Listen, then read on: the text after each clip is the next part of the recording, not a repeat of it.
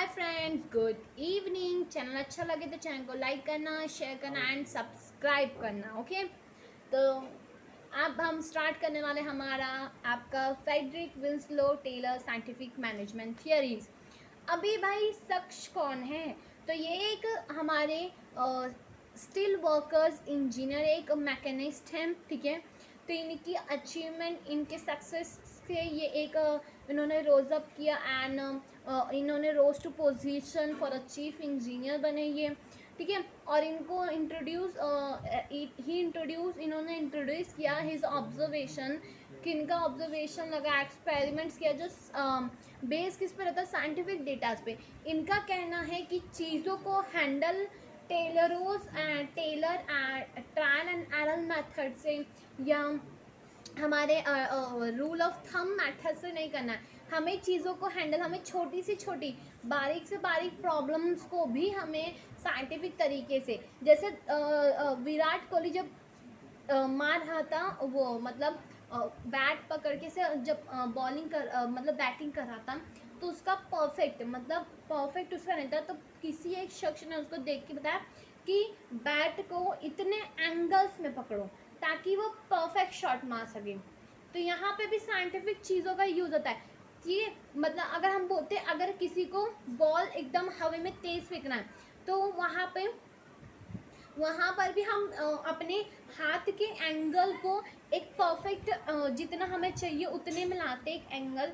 उसके बाद हम साइंटिफिक तरीके से हम वो बॉल्स को फेंकते, तब जाके वो उतनी करेक्ट है। अगर आप ऐसे फेंकोगे नहीं, पर अगर आप परफेक्ट एंगल में ला के जितनी आपको हाथ का लेंथ बढ़ाना है, जितना करना है, उसके बाद अगर फेंकोगे तो वो परफेक्ट जाके उस जगह पे लगेगी ना।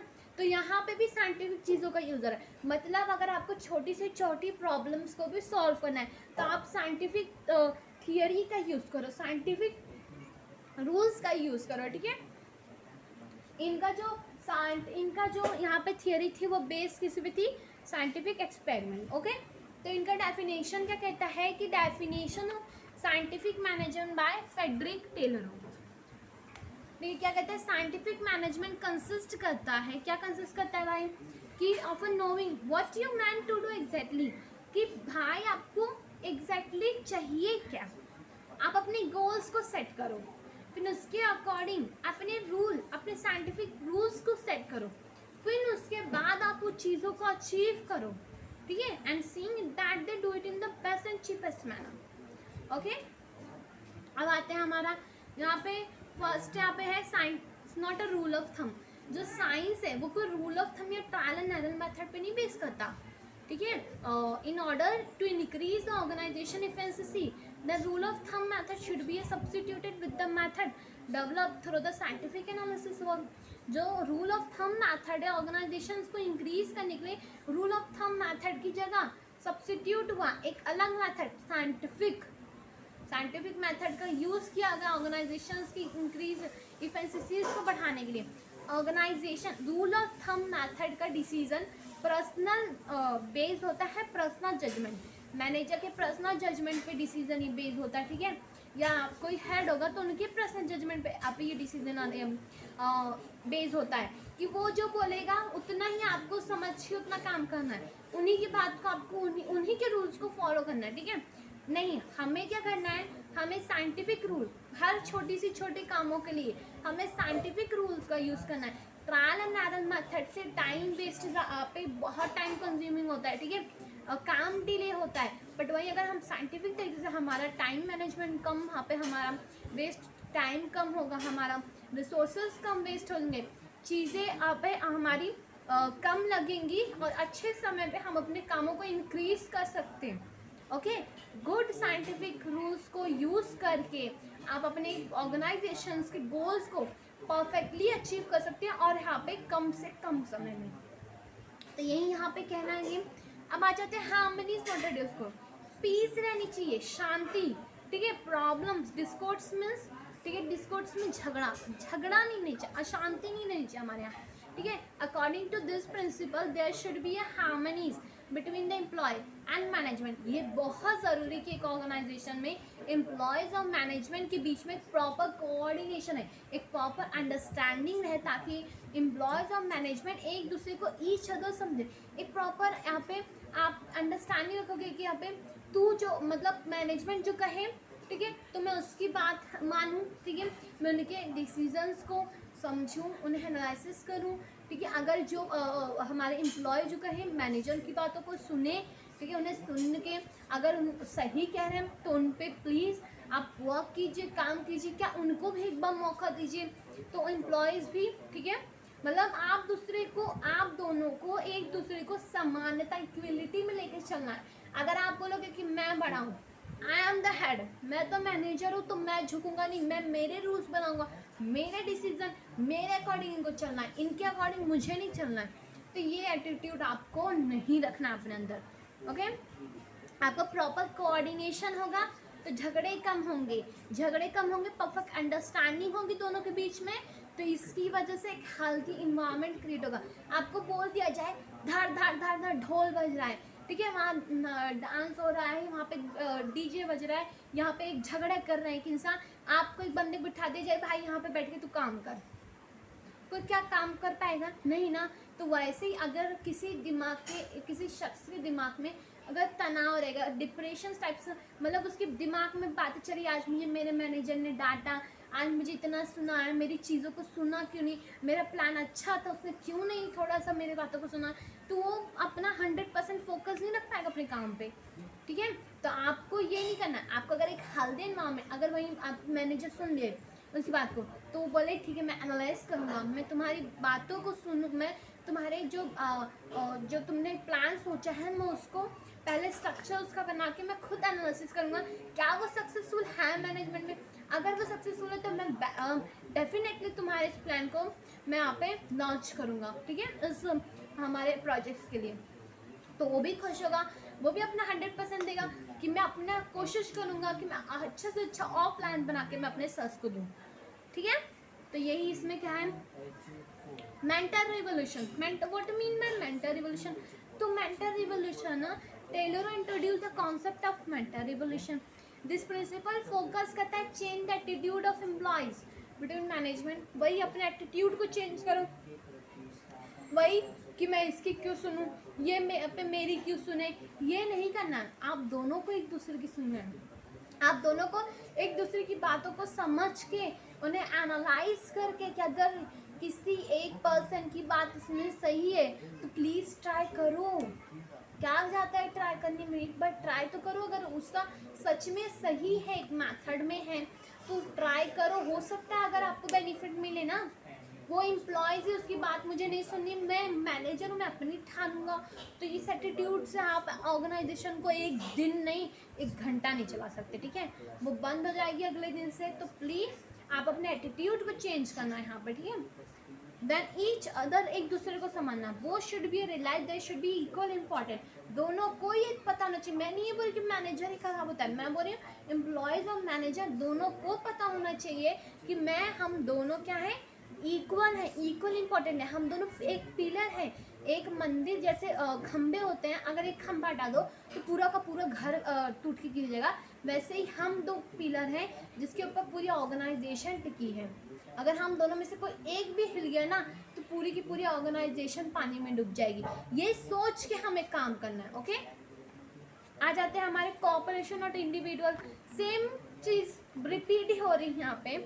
कोऑपरेशन रखना है, इंडिविजुअल नहीं रखना है। एक साथ एक गुट में एक मतलब हमें अपने टीम स्पिरिट्स को बढ़ाना है, ठीक है। अपना पे इंटरनल कम्युनिकेशन कॉम्पिटिशंस को will turn into healthy working environment.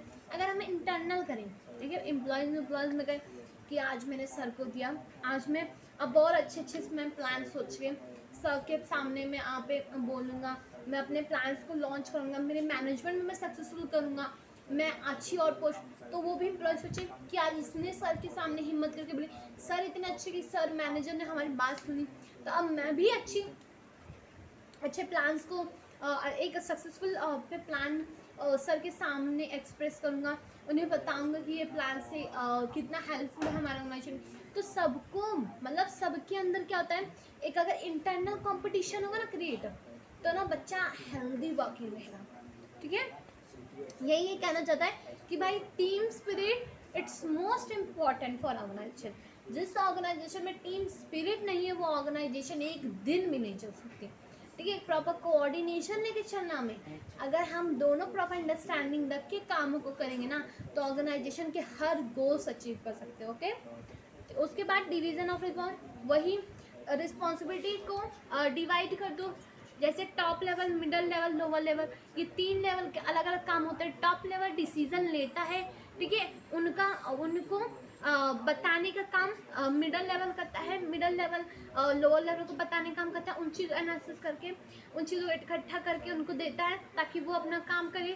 जब काम होता है तो मिडल लेवल, लो टॉप लेवल, ये काम चलता रहता है। ठीक है, समझा, एक मतलब एक चेन की तरह चलता रहता है प्रॉपर काम। ठीक है, मतलब जैसे स्कूल है, एक स्कूल है तो उसमें खाली एक प्रिंसिपल हर चीज़ हैंडल कर सकता है, पढ़ा भी रहा है, बच्चों के एग्ज़ाम के टाइम वो एग्ज़ाम सब प्रिंट आउट सब कर रहा है, नहीं कर पाएगा ना हैंडल। एक स्कूल में एक ट्रस्टी होता है, प्रिंसिपल होता है, एक हेड मास्टर होते हैं। ठीक है, उसके बाद यहाँ पे आता है में टीचर्स होते हैं डिपार्टमेंट के अकॉर्डिंग, एक सेकेंडरी की टीचर्स होती हैं, यहाँ पे प्राइमरी की टीचर्स होती हैं। ठीक है, माली होते हैं, पीयून्स होते हैं, ताइस होती हैं, कितनी सारे जन होते हैं स्कूल को चलाने के लिए ना। ठीक है, फीस काउंटर पर अलग पर्सन बैठता है, कंप्यूटर क्लासेस तो अलग उसमें चलते हैं, अगर कॉलेजेस है तो अलग वहाँ पे टीचर्स आती हैं, अलग प्रोफेसर्स होते हैं वहाँ पे। ठीक है, तो उन चीज़ों को हैंडल करना हर एक बंदे काम नहीं, इसीलिए डिवाइड कर दिया है कामों को। ठीक है, अब हिंदी वाली मैम को बोलो कि तुम इंग्लिश पढ़ाओ तो नहीं पढ़ा पाएंगी ना। मैं हिंदी वाली मैम को हिंदी पढ़ाने बोल रही हूँ, इंग्लिश की मैम को इंग्लिश, मैथ के सर को मैथ का सब्जेक्ट दिया मैंने पढ़ाने, तो उनके अकॉर्डिंग उनके कामों को, उनके एक्सपीरियंस का, इनके एक्सपर्टीज, उनके एफिशिएंसी के अकॉर्डिंग, उनकी काबिलियत के अकॉर्डिंग उनको काम दोगे तो वो काम परफेक्ट करेंगे। ठीक है, यही ये कहना चाहता है। ठीक है, कामों को डिवाइड कर दो।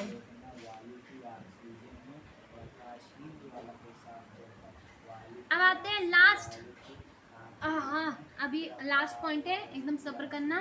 Development of employees, employer and employ. अब ये एम्प्लॉयर सॉरी स्टूडेंट, ये एम्प्लॉयर क्या होता है? एम्प्लॉयर होता है हेड, मैनेजर। ठीक है, उसे हम एम्प्लॉयर कहते हैं, ओनर होता है वो। एंड एम्प्लॉयज मतलब क्या होता है? जो एम्प्लॉयर जो काम देता है, एम्प्लॉय जो काम करता है, ऐसे याद रखो, एम्प्लॉयर जो काम देता है, एम्प्लॉय जो काम लेता है या काम करता है। ठीक है, for a great efficiency and maximum prosperities. ठीक है, पैसा कमाना, इन दोनों का मेन एम होता है फर्स्ट टाइम कि हम ज़्यादा से ज़्यादा अर्निंग ऑफ प्रॉफिट करें। ठीक है, हम अपने चाहे हम अपनी सैलरीज को बढ़ाएं, और एक एम्प्लॉयर जो काम देता है उसका एम होता है कि ज़्यादा से ज़्यादा प्रॉफिट कमाए।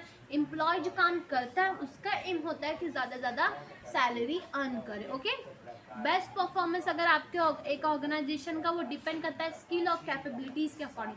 ठीक है, किसकी स्किल और कैपेबिलिटी?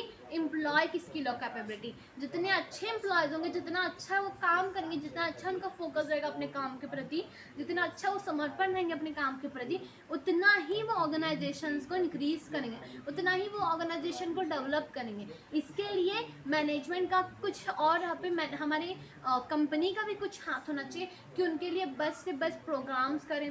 ठीक है, हमारे यहाँ पे ट्रेनिंग प्रोवाइड करें, डेवलपमेंट प्रोग्राम उनको डेवलप करने के लिए प्रोग्राम, कुछ ट्रेनिंग प्रोवाइड करें, 6 to 5 मंथ की ट्रेनिंग करें एक्सपर्ट होने के लिए, कंप्यूटर्स चलाने के लिए, उन चीज़ों के लिए, उस प्रोजेक्ट को कैसे हैंडल करना, उन चीज़ों की उन्हें मतलब बाय ईयर साल के अकॉर्डिंग उनको, मतलब 1 साल 2 साल 3 साल या 3 साल के बाद हर एक डेवलपमेंट प्रोग्राम करें कंपनी। ठीक है, ट्रेनिंग प्रोवाइड करें उनको, जो नई टेक्नोलॉजी आती उसके लिए 5 to 6 मंथ उनको ट्रेनिंग प्रोवाइड करें। उससे क्या होगा? एम्प्लॉय क्या होगा? एम्प्लॉय बढ़ेगा। एम्प्लॉय क्या होगा? अपना हम मतलब एम्प्लॉय क्या होगा? अपने कामों को फोकस करेगा, अपने काम पे फोकस करेगा, तो वो प्रॉपर अपने काम पे फोकस करेगा, तो वो क्या होगा, प्रॉपर अपनी चीज़ों को हैंडल कर सकता है। ठीक है, तो बस इतना ही था। अगर चैनल अच्छा लगे तो चैनल को लाइक कर देना, शेयर कर देना एंड सब्सक्राइब कर देना। Thank you for watching this video.